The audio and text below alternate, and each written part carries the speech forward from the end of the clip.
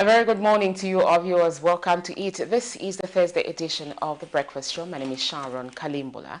And on the other chair is Patrick Soko, our latest Chinese guy in the house. Interesting. I don't know whether address we have to kickstart the breakfast show on a healthier note as usual. Indeed. Let's look at the health, what do you call this? Morning boost, and start on a healthy note. Then later on, we will look at the health corner. Yeah.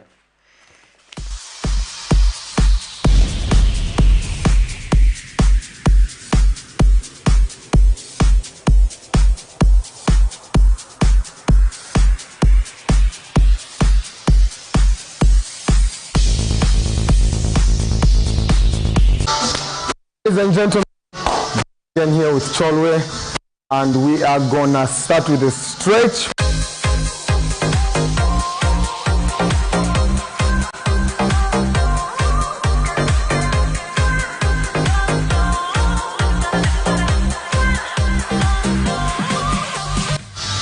Ten, 1, 2, 3, 4, 5, 6, 7, 8, 9, and 10. The other side. 1, 2, 3, 4, 5, 6, 7, 8, 9, and 10. Alright, so we're gonna start with squat jumps for a minute.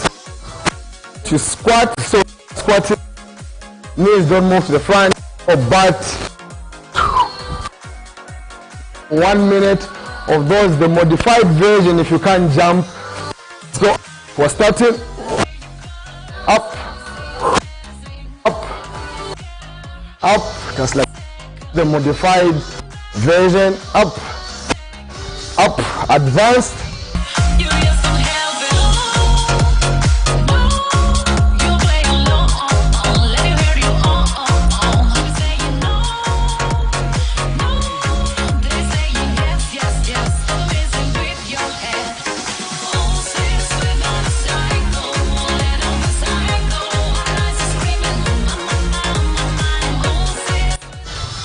Up, modified version, but out. You don't want to the front. Remember that. Up, up, up, just like that. Up, up, advanced. You breathe.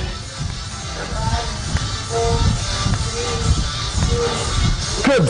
You should feel the bend. It's a very good bend. The next one for 1 minute, we're just gonna kick to the front. You kick. We're going for 1 minute. Kick, kick.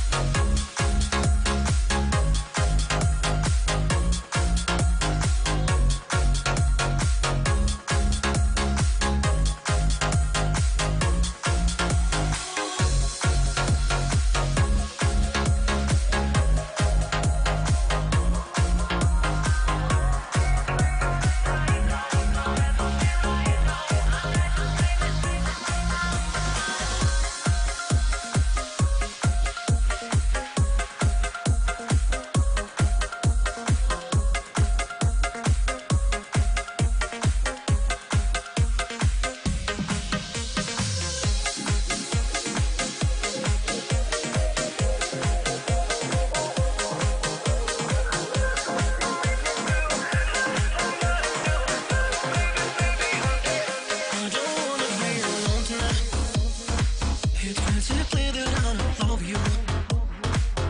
I'm still thinking about the things you do. Still, I don't wanna be alone tonight, alone tonight, alone tonight. And you like the fire. I need somebody. You can go 10 seconds of this. All right. Thank you so much. To the next episode.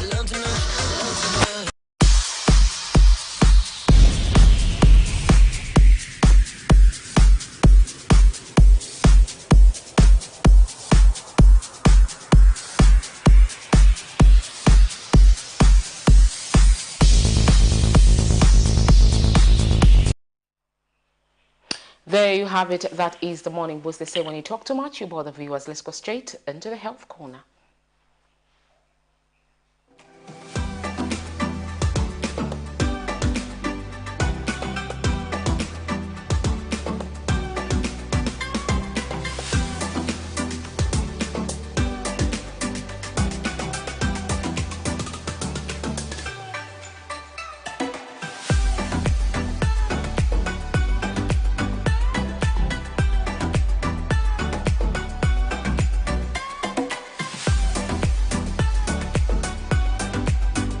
Hi, good morning and welcome to the Health Corner here on The Breakfast Show. I am Dr. Nakubiana Mfaya, and this week we are talking about prostate cancer. Yesterday we talked about some of the types of prostate cancer, and we say that there are two major types which people would normally have, and that's adenocarcinoma and squamous cell carcinoma. Then we also highlighted some of the risk factors of people that have prostate cancer. So people who are likely to have prostate cancer are those that have a family history, a very strong family history of prostate cancer, or even other types of cancers like breast cancer. So the other thing is people who are aged 65 years and above are also likely to develop prostate cancer. And also if you are not taking a good diet or being inactive and have obesity or overweight, you are also at risk of having prostate cancer. So today we'll talk about some of the signs and symptoms that you need to look out for you to say that you need to get checked for prostate cancer. So one of the signs is that you have urinary problems. So you might have urgency, which is where you want to urinate, but when you go to the toilet to urinate, you find that there is no urine coming out, or there's just a bit of urine coming out. The other thing is that you might have a weak stream when you go to urinate. So instead of the urine coming out the way it usually comes out with force, you might find that the stream of the urine is very weak and it's slow. So with those symptoms, you might also see that your urine has blood in it. So you might have what we call hematuria. That's urine which has blood. So those are some of the symptoms that you might have when you have prostate cancer. However, these symptoms are not specific to people who only have prostate cancer. There are other conditions that affect the prostate that can also cause someone to have some of these symptoms, including benign prostate hyperplasia, where the prostate is growing in size, but it's not a cancer. So it's not cancerous, but it's just growing in size. So that's a different condition, and the management for that is different. But also it could also be other bacterial infections, even TB, tuberculosis, can cause the prostate to grow in size. And so it's important that you get checked and screened for different conditions that might affect the prostate.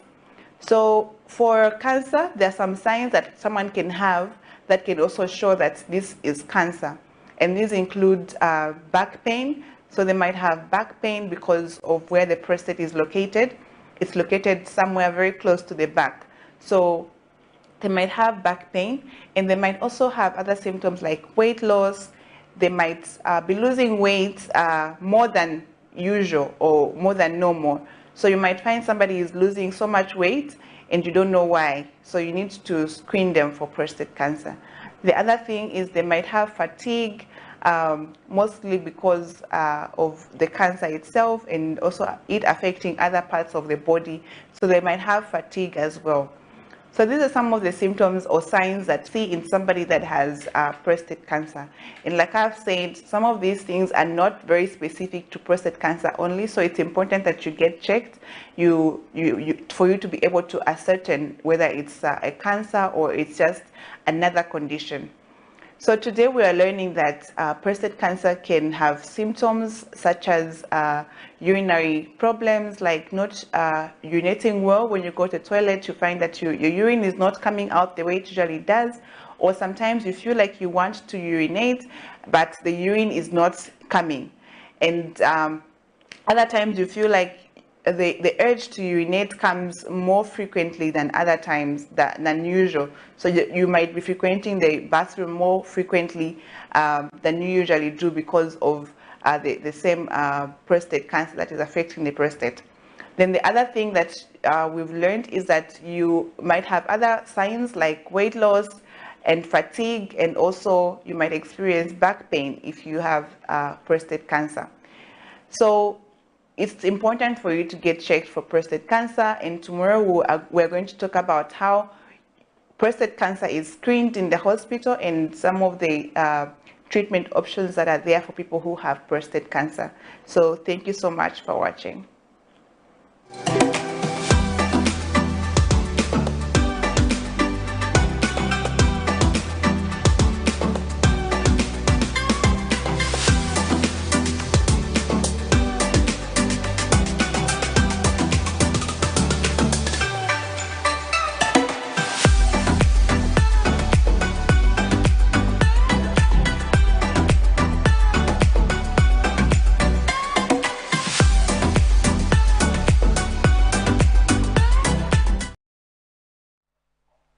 There you have it, Dr. Mufaya there bringing us what she does best.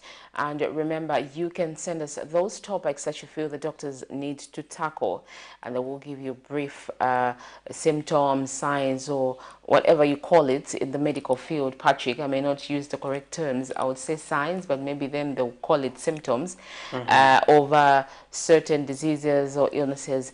If you notice that the symptoms or signs are persistent, you are allowed, or you are supposed to visit the health center and get a detailed diagnosis of whatever you are experiencing. So yes, indeed, if you're just joining us, this is The Breakfast Show with me, Sharon Kalimbula, and Patrick Soko. We've just done two segments this far, and let's look at the money markets.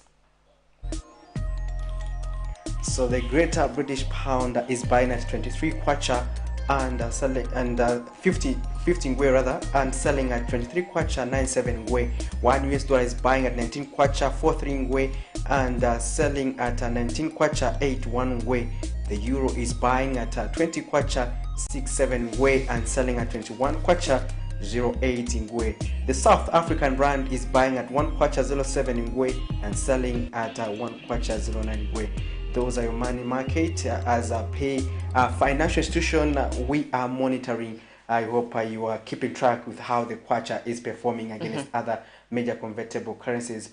It has been depreciating, and we hope that it will soon rebound, because a stable currency is vital towards development. Indeed, a stable currency is vital, and we hope that it reaches 15. We are very sure it will not go below that. We've spoken about that a couple of times here on the show, and our hope is actually on 15, Patrick, because I know that you and I will be able to do quite a number of things with that 15. It is okay threshold. to be ambitious like the UN, even if you say we want to see zero hunger by 2030. Zero hunger by 2030, but it's not going to happen. It is important towards you always have to set the ambition higher than the usual, because when you set average ambitions, you may not even manage to do, because you know, even the way you push will be minimal. Yes. Because your ambition is average. So when you set your targets to be very high, even your push will be much higher. Then you will be able to reach average if at all you fail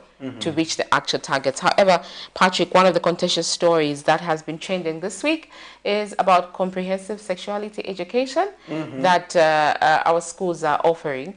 Some schools have actually said no to this, Patrick. I'm not sure if you are aware. This is one of the stories that has continued to bounce back at some point when it was initially introduced, the church mother bodies went berserk talking about this whole thing, and probably they didn't understand the whole thing. A lot of us didn't understand the whole thing, and we actually thought they're bringing in things that we are against as a country according to our laws. And there was a lot of talk, and the debate was quiet at some point, and it has suddenly resurfaced. Yeah, but I'm not sure why. But it surfaces for the wrong reasons. Exactly. Propaganda most of the times. Yes. And the propaganda is really perpetrated by government critics in terms of the opposition political parties and other social media keyboard happy individuals.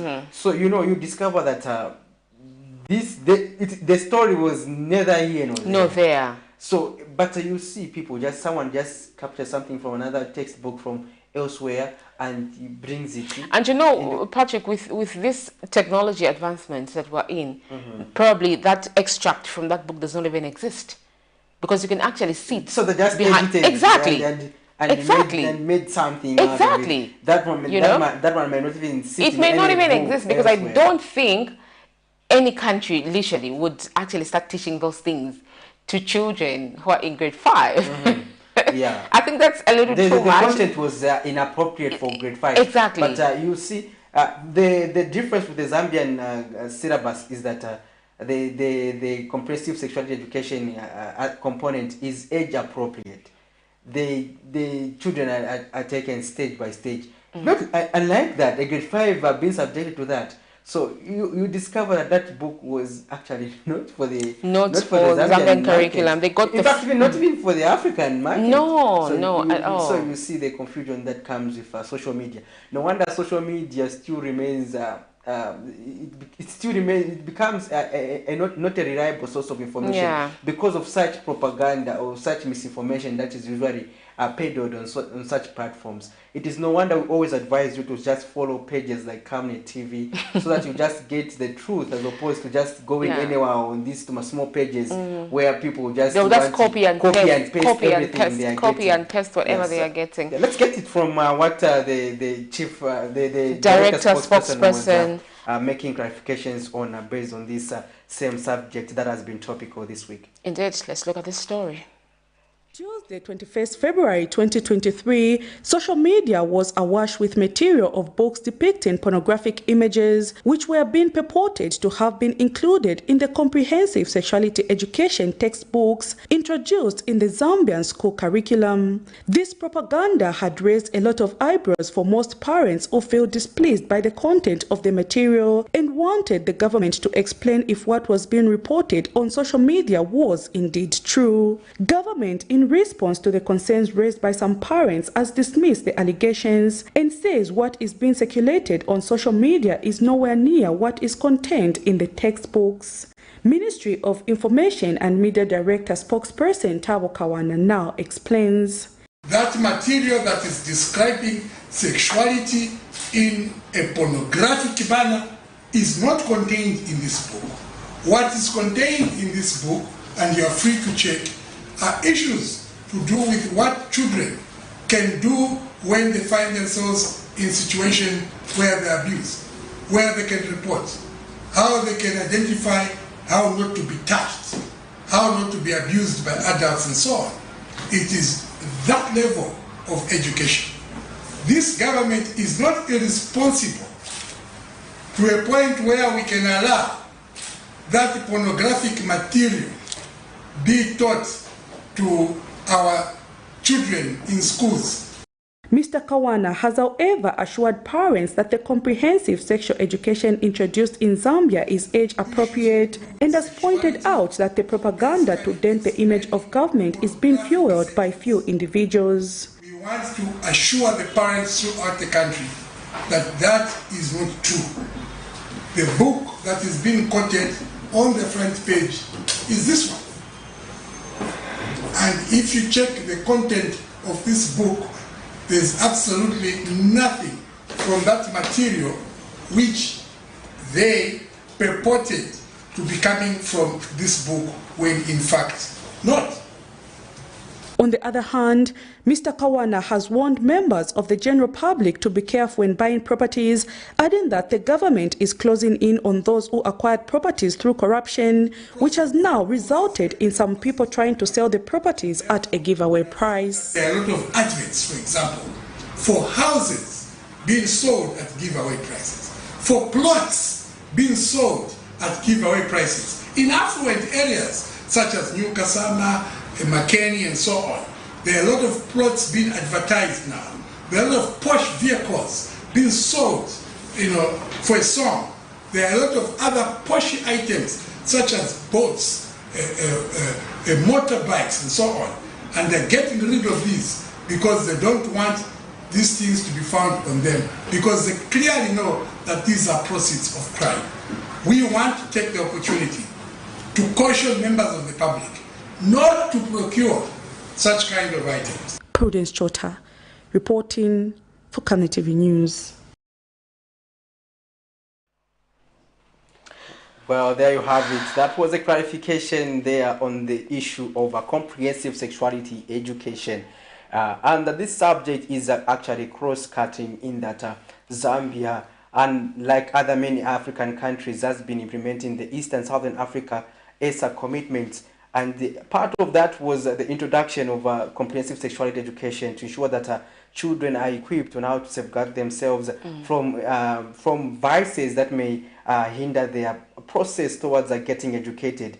The comprehensive sexuality education in Zambia model is actually age appropriate, in that content has to be tailored towards the age of the learners and the grade in which they are. So that book was not the Zambian depicted the Zambian context, in that it was just blown out of proportion, and like as stated by our songbird Prudence Chota, that it amounts to propaganda. It is not easy to distinguish between propaganda and what is news. So you have to be careful as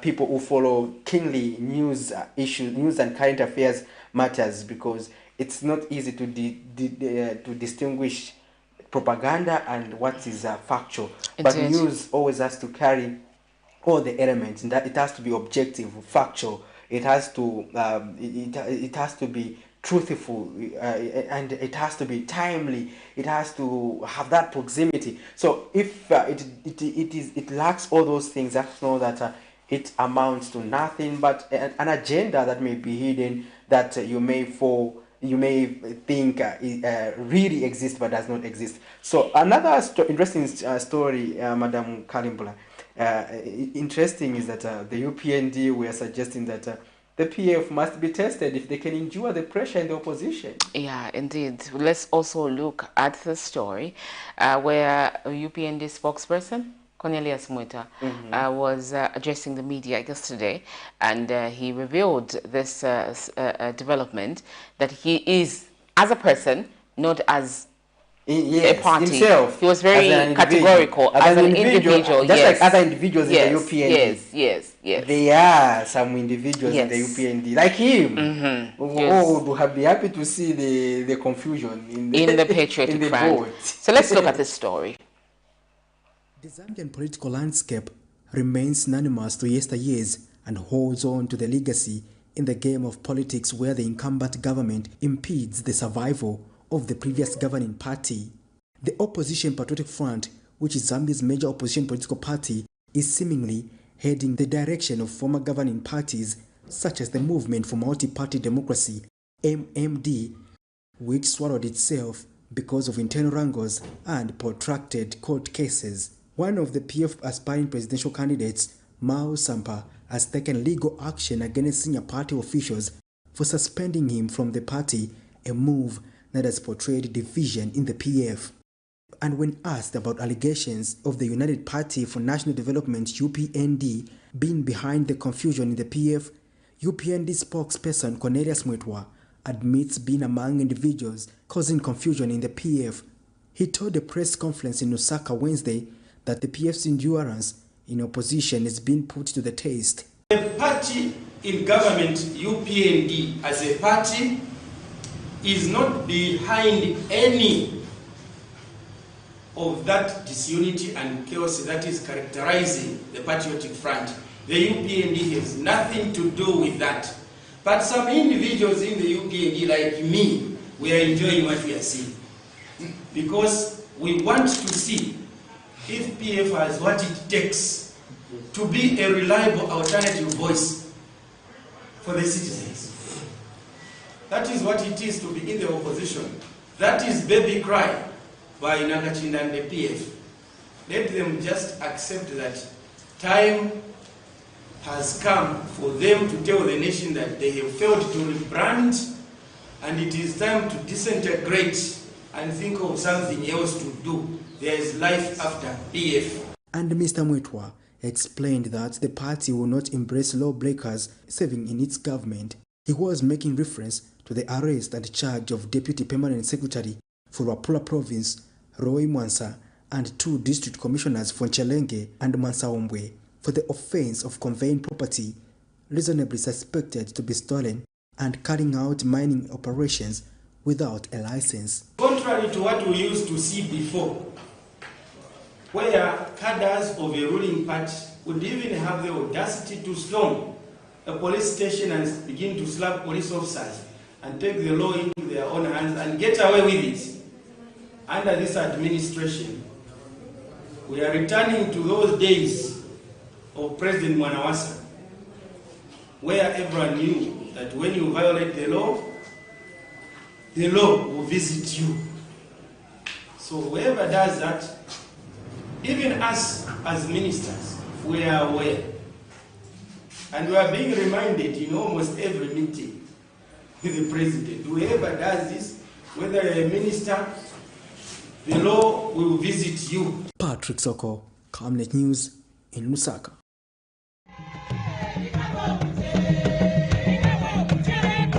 All we can call is to call the members to be united, to ensure that once the dates are set, as and when the leadership of the party gives us direction when we'll have the general conference, we'll be able to go to that general conference. But we have seen that there are people that want to kill the party. Deliberately, individuals are maneuvering to intimidate, to adulterate processes in the party. I do not see any sense, any logic in one that claims PF is his baby and then goes out there to go to court or goes out there to go to Registrar of Society with the intention of deregistering the political party. I think that's unacceptable, and the party will not accept such kind of political maneuvers. And we can only predict that these people that are doing such a thing are either being sponsored by other forces that are fighting PF, or generally they've made up their mind that they are on their way out. After all, we have had people that have been in this political party before they have left, they came back. We have accepted them.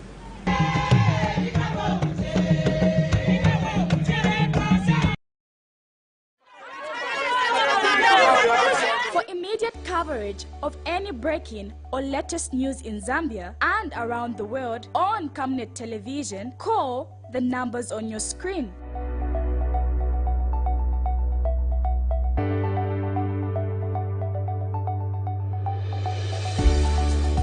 Camnet Television, bringing to your screens fair news, impartial news, credible and reliable news all the time. Get the whole truth on Camnet World News.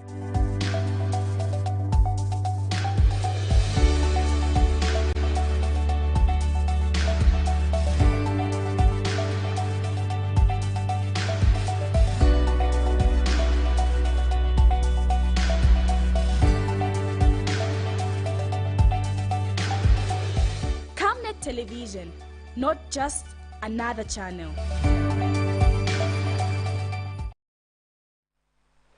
Welcome back. You're still watching the Camnet Breakfast, and on set we've been joined by our very first guest. He's not new to the screens. He's not even a visitor here. He is our all-weather friendly from the Operation Young Boat. He is the executive director there, Mr. Guest Nyerinda. Welcome to this interview. I wouldn't want to call it an interview. I think let me call it a conversation. Indeed. Thank you so much, Sharon. Good morning. happy belated Valentine's. Oh, wow. Oh, wow. A week later. A week later. Is it even still, is 2 it weeks? 2 weeks later? It's still fine. It's still fine, eh? We're still in the month of love. Absolutely. Nice. Interesting. Thank you so much. So thank you, comrade, and good morning to the viewers out there. And I think we need to have this conversation because, I mean, I think I belong to the family of Camnet now. Yeah, yes you do, yes you do. Well, the last time I think it was last year, we had a fruitful conversation just here on set. I'm not sure if you were here with the other crew, but with us, you haven't been this year. This is the first time, isn't it, Patrick? Yes. Yeah. So we would like to actually officially welcome you to 2023, the same way you did with Valentine's. We've got a number of topics that we intend to discuss with you, and hopefully the viewers out there will do justice by calling in and joining in the conversation through the numbers that are scrolling on your screens.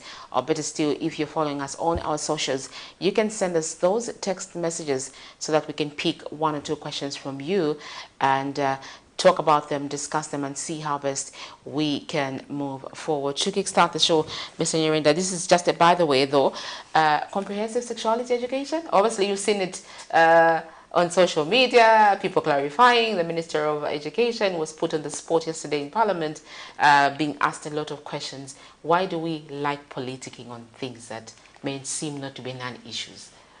Well, unfortunately, I think we must first of all realize that wherever we belong, whether we are in the ruling party, we are in the opposition, we are in civil society, we are in the church, I think we ought to just do better things or good things for the country. We must just stand to be objective.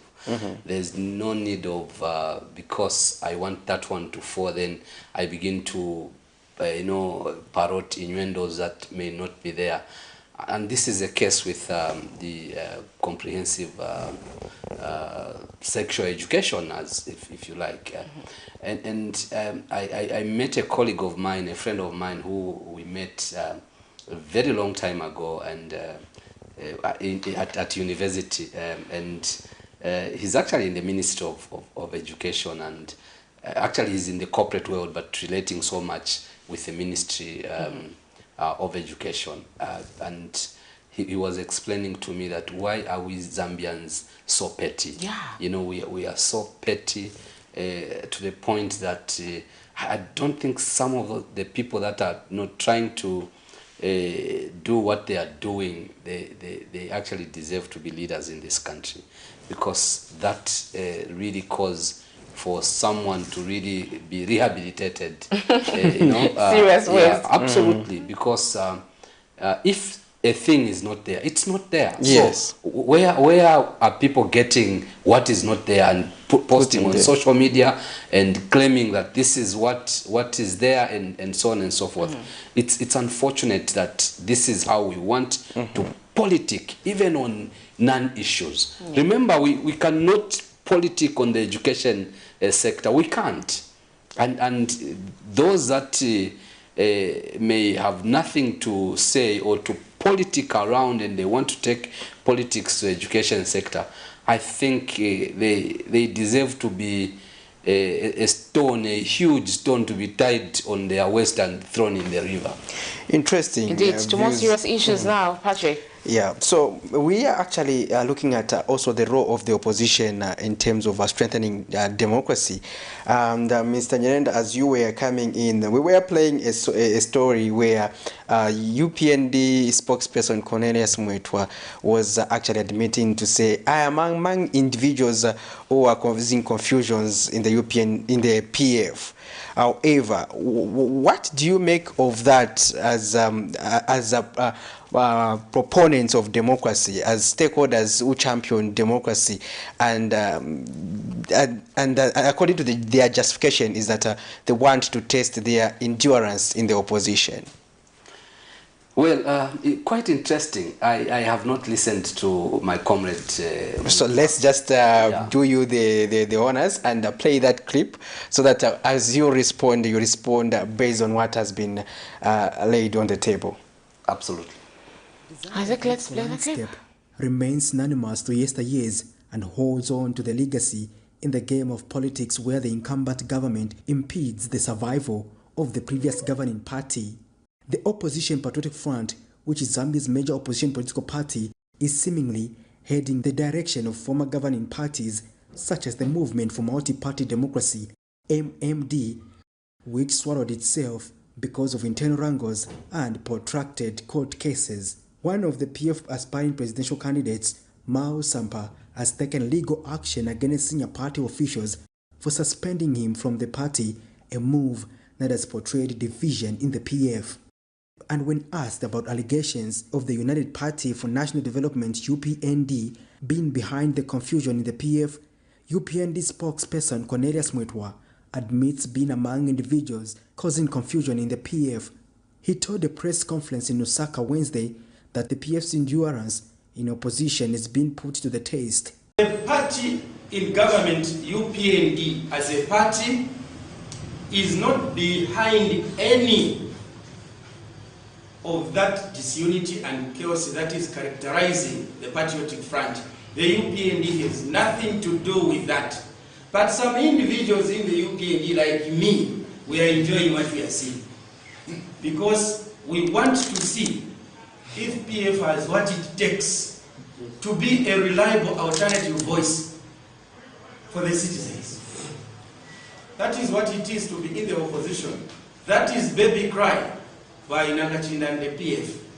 Let them just accept that time has come for them to tell the nation that they have failed to rebrand and it is time to disintegrate and think of something else to do. There is life after PF. And Mr. Mwetwa explained that the party will not embrace lawbreakers serving in its government. He was making reference to the arrest and charge of Deputy Permanent Secretary for Wapula Province, Roy Mwansa, and 2 district commissioners for Chelenge and Mansaombwe for the offense of conveying property reasonably suspected to be stolen and carrying out mining operations without a license. Contrary to what we used to see before, where cadres of a ruling party would even have the audacity to storm a police station and begin to slap police officers and take the law into their own hands and get away with it.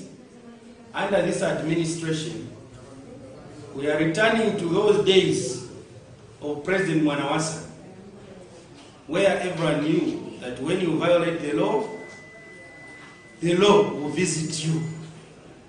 So whoever does that, even us as ministers, we are aware. And we are being reminded in almost every meeting with the president, whoever does this, whether a minister, the law will visit you. Patrick Soko, Camnet News in Lusaka. There you have it. That's the story we were zooming in, Mr. Nyelenda, just so that you can respond accordingly. And this is the issue pertaining to the UPND and the PF. We interviewed you based on the purported wrangles on the PF. Now, this new twist. What is your comment on this aspect? Well, I think what should be looked at is the context in which we are dealing with this matter, whether it's from the ruling UPND or from any other political party or any other government functionary.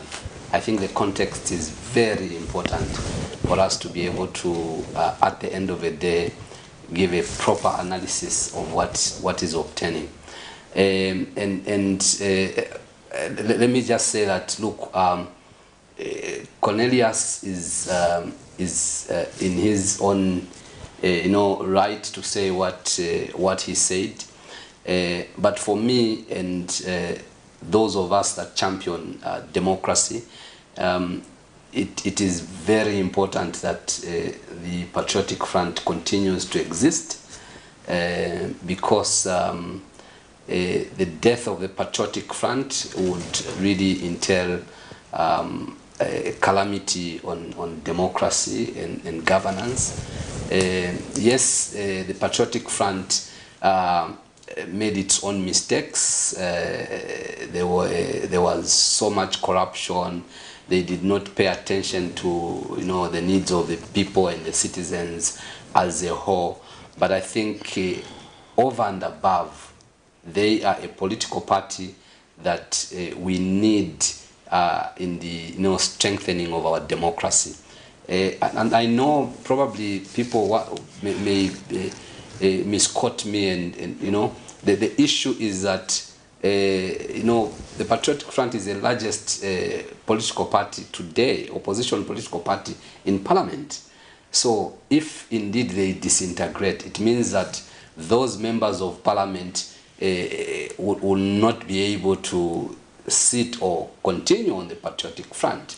In the event, for instance, if they are deregistered, or if at all there's something that happens to them as a whole, it doesn't really work well for us as Democrats, and even for the party in power, the UPND.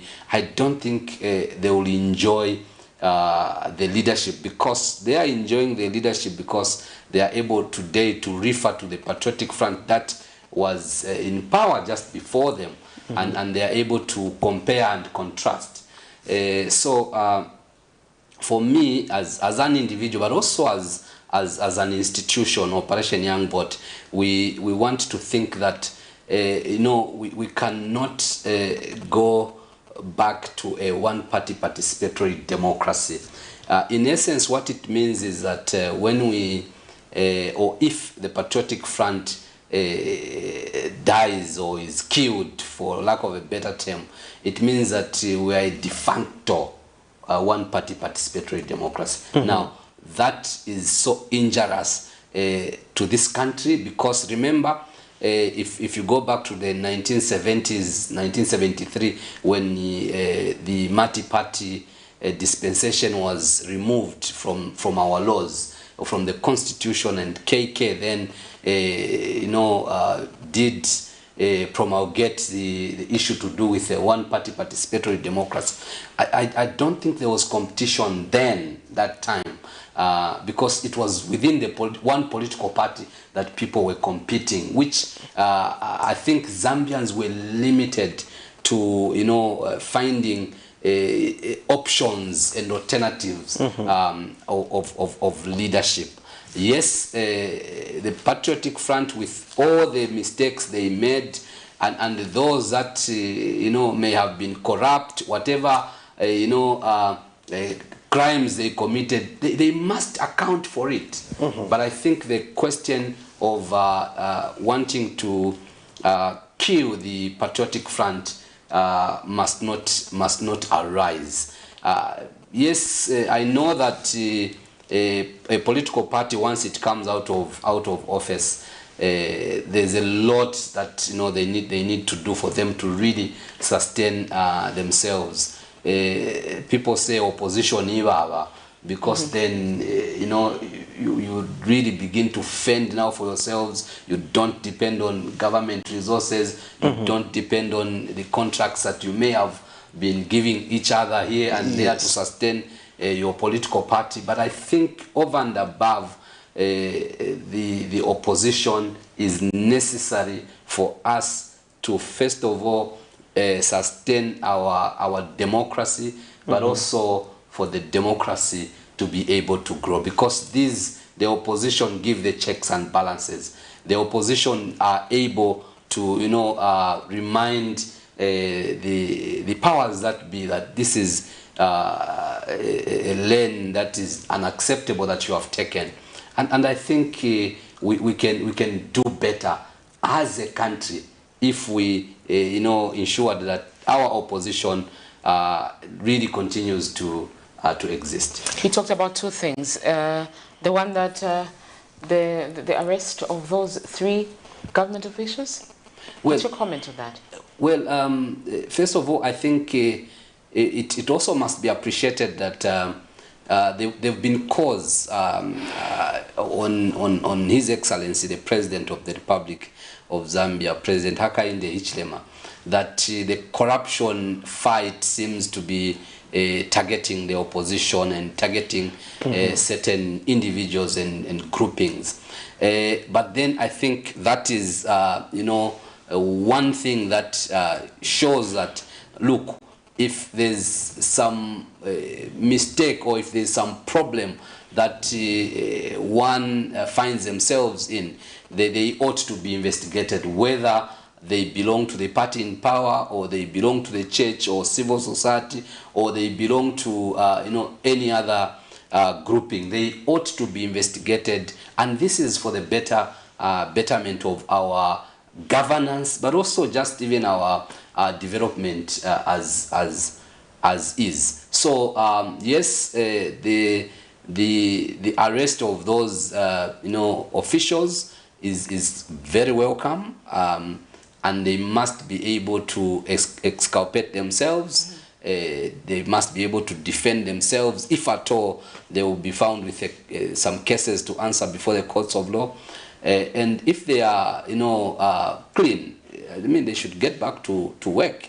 But if they are, found wanting, then they must face the law in a in a manner that is ruthless. Because I mean, we can't afford to have people that are privileged to be taking advantage of our resources, and at the same time, disadvantaging those the ordinary Zambians, the poor ordinary Zambians.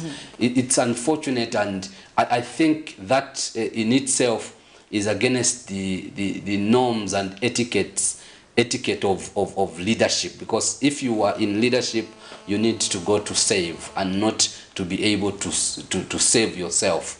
Self-service. I think that is out. It's supposed to be like that, but Mr. Ringo, but is it really always the case that people go there to serve? I think people usually go there to enrich themselves. That's what. That's the perception that we have, is in the general public, among the general public. Well, that How is best true. can this notion be done away with? Is it the same way we have seen government officials being arrested, or is it the mindset change, or what can be done really to change the whole trajectory? Well, okay, both mindset change, but also I think our leaders ought to do what is right. This is why we are calling for access to information law, because then if we have that law in place, it means that it will be very difficult for people to do things behind the back of Zambians. Things will be done openly and transparently, because there's that law, and it will prevent some of these things, and even just corruption generally will be prevented. And that is one challenge that we have in the country. We are fighting corruption. We are getting to the to the effects of corruption. That's what we are fighting, effects of corruption. But the issue is, if we need to fight the root cause of corruption, or the roots of corruption, one of the very surest laws to have in this country is access to information. So we need to have better laws, but we also need to have our mindset change. There's need to be a paradigm shift. Yes, we know that there are people that are industrious. There are people that serious entrepreneurs. There are people that have been doing business in the past, and if they went into leadership, probably they may not go into leadership just to enrich themselves, but to serve, and they already have a background of. But there are people that again go into leadership that have literally nothing, and within few months few months they have everything. They are the dons of Africa. You begin to compare who is ranking high in terms of the richest people in Africa. They are among the list, and unfortunately, and I don't know why we really I don't know. First of all, we must really ask ourselves, and this is where mindset change comes in. People must ask themselves, this is vanity. All that we steal is vanity. But why steal and find yourself in problems, and that's when you want to repent and say, no, oh my God, please. No, it doesn't work like that. People must go into leadership as servants. There's need for us to really promote servant leadership. First of all, serve the people, and if the benefits come, yes, you receive the benefit, but also you must be able to account for those benefits, and you must also be able to be transparent to tell the people that, look, I'm receiving this gift because of A, B, C, D. And if you don't tell the people, maybe you are receiving that gift on behalf of the people, and you get it and it becomes personal. I think that should be out. People and leaders, those that go into leadership, must first of all realize whatever level of leadership, whether it's church leadership, whether it's community leadership, whether it's civil society, NGO leadership, people must realize that they go into leadership to save. Interesting. Right. Now, you talked about servant leadership, but when the masters of this nation ask these leaders to say, we do not want to experience the high cost of living, they'll prescribe all sort of justifications. And when they say we don't want to be subjected to high electricity tariffs, the servants continue to defy. But what constitutes servant leadership, Mr. Nyirenda? Well, a very brilliant question, comrade. I must admit that it's somehow in our setup. Of course, there are very few people that play the role or play the servant leadership kind of leadership. It seems to be far-fetched in most people that aspire to go for leadership. And really what constitutes servant leadership is, first of all, you must be able to realize that the masters are the people that have voted you into office. Okay? And when you are voted into office, you must be able to get back to the people and be able to speak to the issues that people really want you to attend to. Exactly. But again, we must be able to be, careful. Again, when we are talking of a servant leader wanting to be able to, give to the people what they want. Now, what they want, what the people want, may not, be an easy thing. Sometimes you really need to take the trajectory of sacrifice. People, you need to sacrifice for you to be able to get to a better life. Christ Jesus sacrificed himself for us to have salvation. So it is the crucifixion of Christ and the resurrection of Christ at the end of the day. And this time we started the period of the Lenten period as Catholics, and I speak so passionately about this. You see, Christ Jesus sacrificed himself. He was crucified by ourselves who thought that we wanted a better life, but then we crucified a Savior. But he was ready to sacrifice himself for our salvation. And this is how even all of us as citizens, but also including leaders, because the challenge that citizens are seeing, ordinary citizens, are seeing that our leaders are not sacrificing. It is the ordinary people that are sacrificing. For example, you are talking of high tariffs. You have given an example of high tariffs, of electricity tariffs, fuel and everything. Mind you, our leaders get these things for free. Okay? Yes, we know that, yes, they are in government, they are leaders, and they are supposed to run up and down, do things, of course, with those very resources that, they get so that they do things better for us. But I think there's need for some level of sacrifice even on the leadership. Because again, at the end of the day, you cannot say, okay, sacrifice, let the tariffs be hiked to 60%, 75%, and so on and so forth. At the end of the day, it is only the ordinary people that are made to actually pay for those huge tariffs, and the leaders really are getting things for free. So there must be a balance. If we are going to call ourselves servant leaders, there must be a balance. We must also have a level of sacrifice. And yes, we know that in one way or the other, we have seen some moves with the New Dawn government, but not completely. We want to see that this is completely done. We saw that the president did not get his salary. But where is it going? Where is it going? The issue of accountability, Mr. Nyirenda. Absolutely. Because maybe he's getting it. Well, I can assume because there's no information. Yes, I mean this is now the question to ask the members of his team. He must be asked himself, but also I mean we have government spokesperson, we have media spokesperson in the Ministry of Media and Information. So these are the questions that need to be asked. The president has not been getting his salary.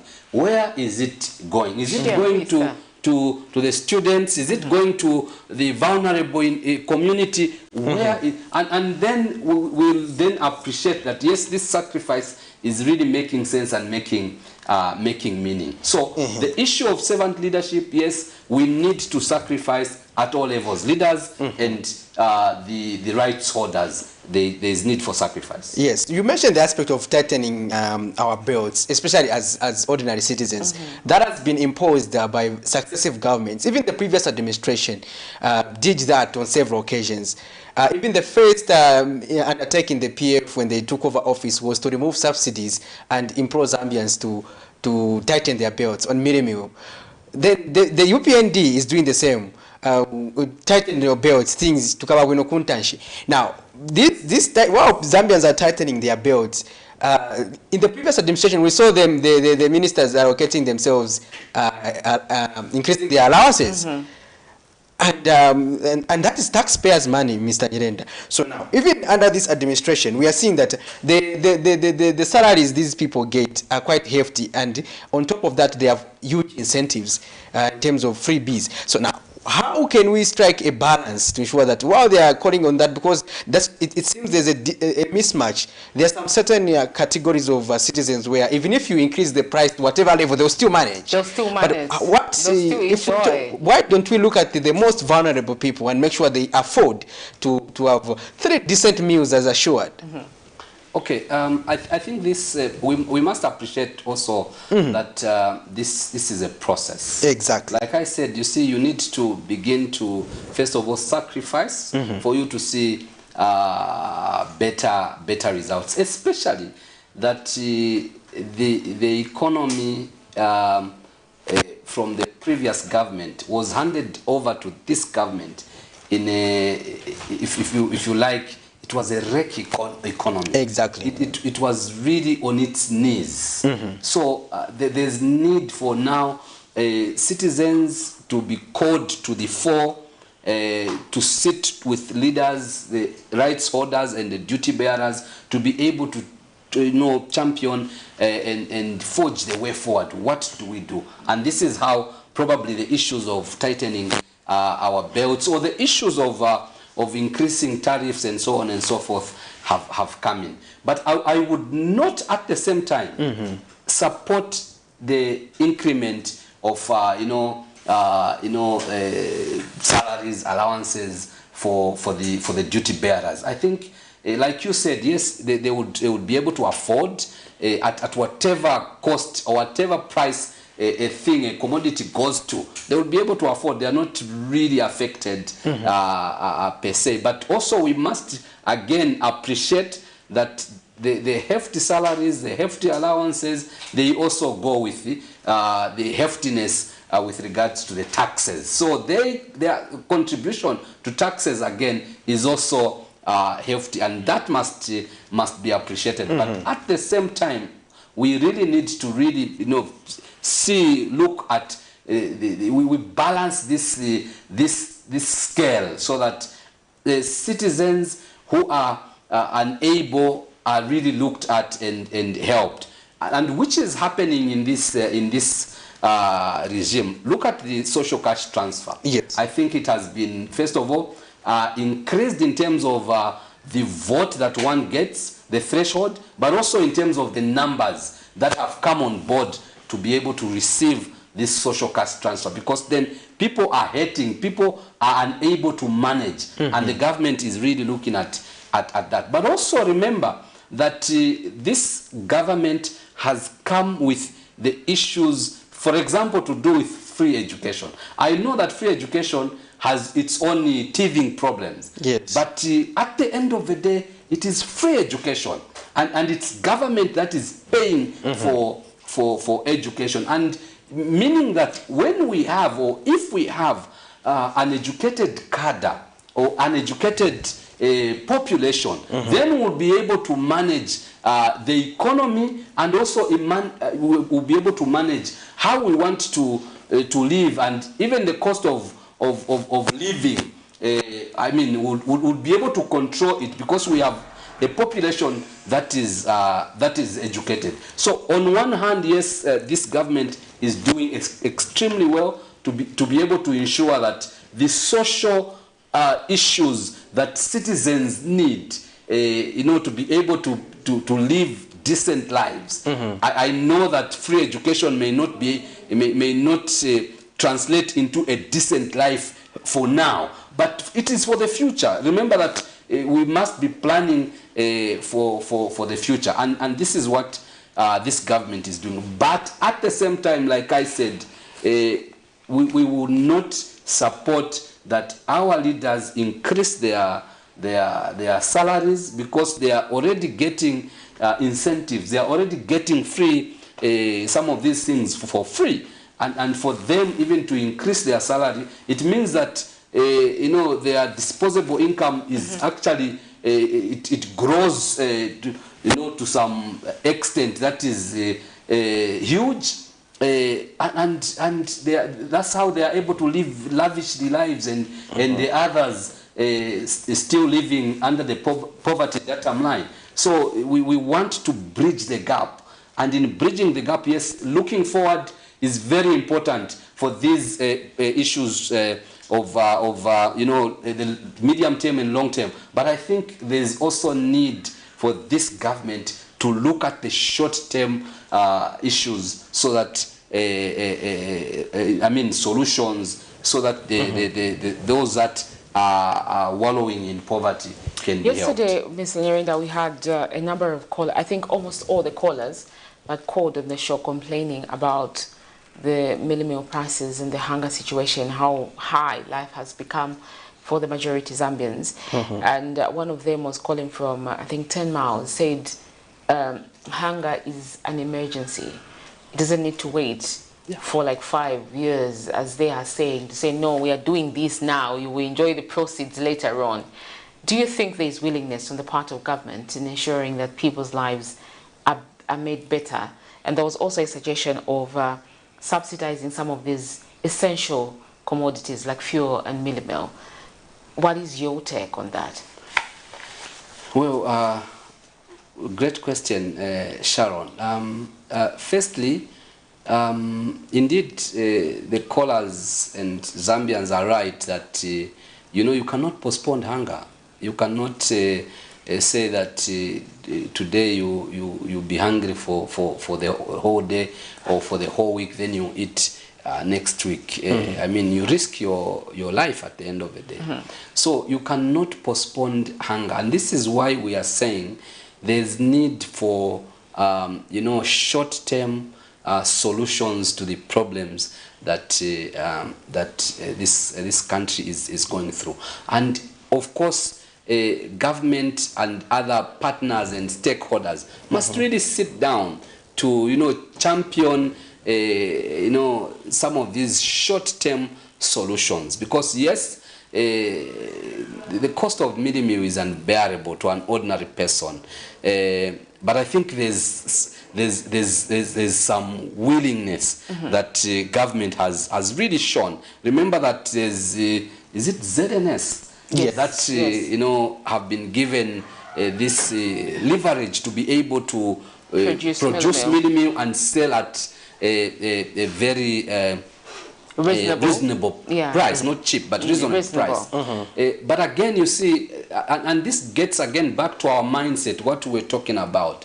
We have a few people that are buying this midday meal, or that may be buying this midday meal in bulk, and they want to go and resell at a very exorbitant price, which is very unfortunate. Government on one hand is trying to bring this mitigation measure in the short term, but then again we are not helping government to do what is right. But I think the bottom line is that there must be a number of short-term solutions to the problems that Zambians are facing, because it's true, you cannot postpone hunger. I say that there's willingness from this administration, because I think governance is quite related. If you talk about democratic and political governance, if you talk about economic governance and management, if you talk about the corporate world and corporate governance, if you talk about the socio-economic development and its relationship with governance, I think they are quite on a right trajectory, because I think we would relate to the other things that they have done in the political governance. And if you do so well in the political governance, I know that the economy also must be attended to with regards to the economic governance and management. But then if you begin to set the tone on the democratic and political governance, then you will be able to even well manage the other realms of governance, without difficulty. Of course, with a number of challenges, but without so much difficulty that one would be inhibited. So there's really willingness on the part of government, but I think there's need to do more. But also, like you said, you asked the question earlier on that maybe the president is getting his salary. We don't know. We don't know. Yeah. So there's really an information gap with regards to what government is doing. And your question is actually justifying that there's information gap, because I mean, we need to know where that salary the president has forfeited, allegedly, for lack of a better term. Of course, you add allegedly because we are not sure. So this information gap must really be cured. It must be cured. They must really not, because if there's information gap, then propaganda takes root. Even the issue of comprehensive sexuality education, it is about information. When information is not coming forth from those that have been elected, because they are paid for giving us information, and if they don't give us information, where do we get information? Then there's propaganda that ensues and takes root. Speculating. Absolutely. One person just posts something and it's all over. It's all over. Mr. Nyirenda, we understand that you have been among those who were actually active during the 2021 general election in mobilizing voters, especially prior to the elections. And after that, you did the Follow Your Vote campaign. And so we want to get you an update. You have been making these checks and balances through the Follow Your Vote. And you've been tracking, among other things, the aspect of the Constituency Development Fund, CDF. Now, Do you think this CDF this far has been properly managed to ensure that it transforms various communities in terms of studying youth empowerment, women empowerment, as well as promoting overall community-led development? We get your perspective of that, and we can take one call in case you want to just ask a question to Mr. Nyirenda before we wind up our interview. You can proceed, Mr. Nyirenda. Okay, great. I thought we were going into a question from the callers. No. You see, the CDF issue, of course, I think it is meant, not I think, we are convinced, we have the conviction that it is meant to steer community and local development as it were. And this is very important, okay? But I think the challenge that was observed was that, you know, the CDF is just but one component of the decentralization agenda, okay? But now it's like the CDF went ahead of the whole decentralization agenda. Just hold your thought. I think we have a caller. Hello, good morning. Yes, I'm Swaga from Kapur. Yes, Mr. Swanza, go ahead with your contribution. I want to ask Mr. Getting a question. Go ahead. Yeah, Mr. Getting Sir. Mr. Getting let me find out something from you. Yes, go ahead. Please. He's listening. Why is you getting afraid of fighting corruption? The root cause of corruption in Gambia, which is privatization. So that is the root cause of corruption in Gambia. And if they don't do that, nobody will agree that they are fighting corruption. All right. Thank you so much, Thank Mr. you so much from Kapur. That question, Mr. Nyirenda. Yeah, I will, information gap as usual, yeah, or I will attempt to maybe I should finish your perspective, question. Then we just wind up with him. Yeah. So you see, it's been observed that the CDF, which is a very good you know, plan and you know, agenda that the president you know has forwarded, that the CDF, first of all, it is increased from 1.6 to 25.7, but now again in this year's budget increased to 28 million, and that is so significant, and it will really make you know, significant change in the communities as it were. But the realization is that the CDF has gone ahead of the entire you know, constituency, I mean the entire decentralization agenda. And you see, we have the Local Government Act and all those acts, and because of after that realization, I think government has really moved so quickly. They are now taking amendments to Parliament for this CDF issue to conform with that particular whole decentralization agenda, but also the guidelines themselves, the CDF guidelines, were a bit problematic.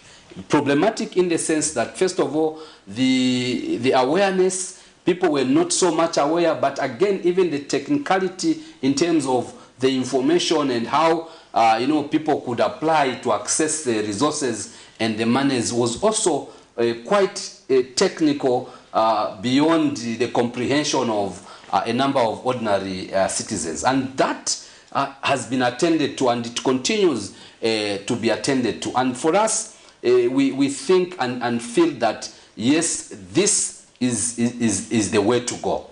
But I want also to you know, through this conversation, speak to a very important issue. And I'll give an example of where I come from. Okay, in my parish, which is the largest parish or church in my area, I sat with the youth and asked them, "Do you know what is happening with the CDF?" And they said no.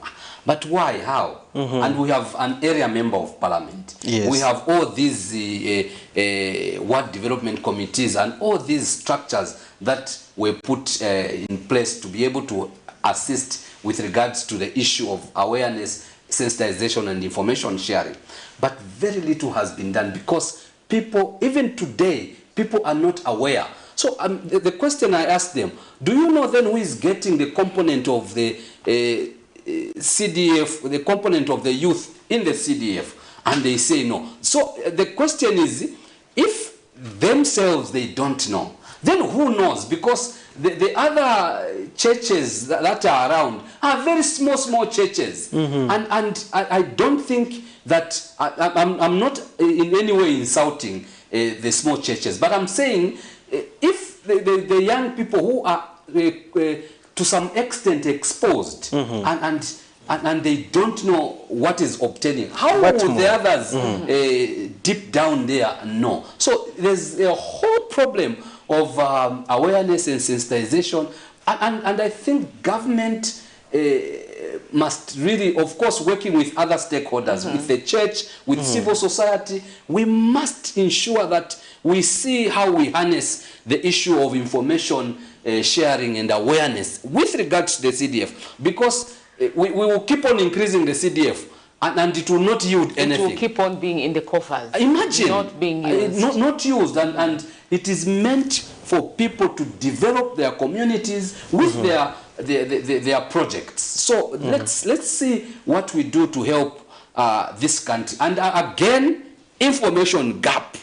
Government must really find a comprehensive way of ensuring that they are here and there and all over to be able to share information with regards to the good things they are doing, but also the things that they are proposing to better the lives of the Zambians on the ground. Let me come to the as you conclude. As I conclude, sorry. So the issue is privatization. Privatization is the root of corruption, and that's an insinuation, and I don't really understand where that is coming from, because privatization is privatization, okay? And whether there's you are nationalizing a property or you are nationalizing an entity, there will be corruption if they are corrupt people. So whether it's a privatization or nationalization, if the people are corrupt, then there will still be corruption in those particular areas. So what it is, comrade, I didn't get your name, but I think I got the point. It's not privatization that brings corruption. No, it is the corrupt minds and the corruption that we have really embraced ourselves, that we tend to expose out there and be able to see and witness. So for me, it's a wrong question that privatization is corruption, because corruption is everywhere, whether it's in the private sector, it's in government, it's in the social sector, wherever. If the minds of the people are corrupt to the extent that they want to benefit even when they are not supposed to benefit, then corruption will be there. All right. Thank you so much, Mrs. Narinda, for gracing our screens.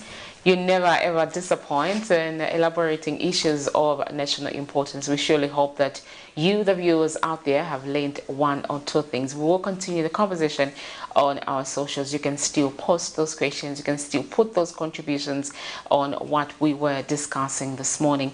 From me, Sharon Kalimbula, and Patrick Soko on the other chair, thanks for watching. Good morning.